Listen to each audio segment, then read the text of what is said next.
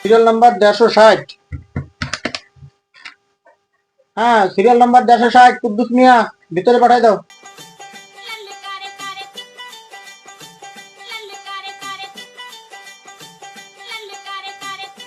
Doctor দেখেন তো আমার কি সমস্যা। কি ডাক্তার, তুই না আমি? ও সরি সরি।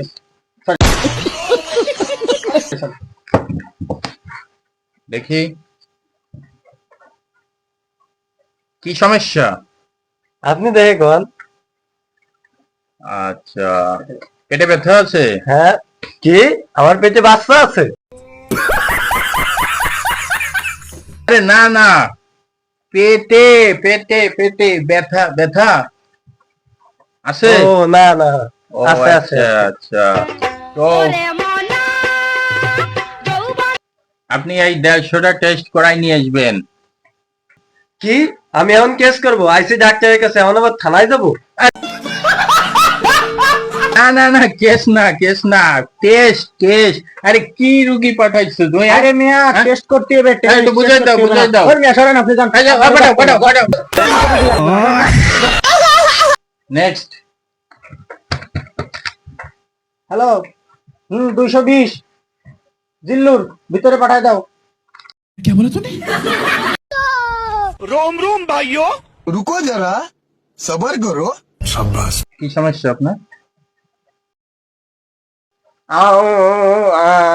কি এই তুমি বুঝো তো কি করে? আমি আমি তো বুঝি না। কি একটা আসে বয়রা, একটা আসে বউ, এই কি ধরনের ইয়ে?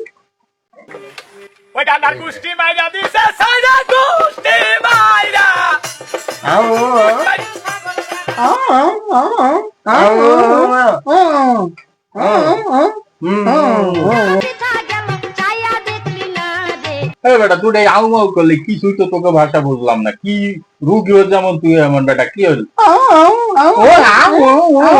এটা কোনো ভাষা হলো? ঘোড়ার ডিম বুঝছি, ঘোড়ার ডিম লিখে দিচ্ছি। আচ্ছা আচ্ছা, ঠিক আছে ঠিক আছে, আমি লিখে দিচ্ছি ঘোড়ার ডিম। যা, তোকে ভাষা বোঝাও যাবে না, তোকে ঔষধ দেওয়া যাবে না। আমি পারি না, আর পারি না, আমি কেন। এই যে তোমার ঔষধ, এটা ফার্মেসি থেকে দিয়ে দেবে। হ্যাঁ আচ্ছা,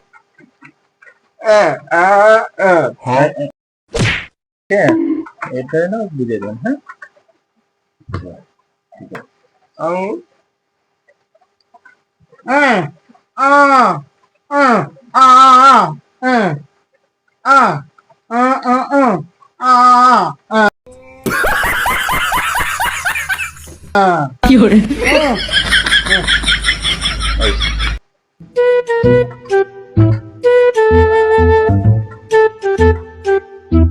রুগীটা তোর কি জানছে?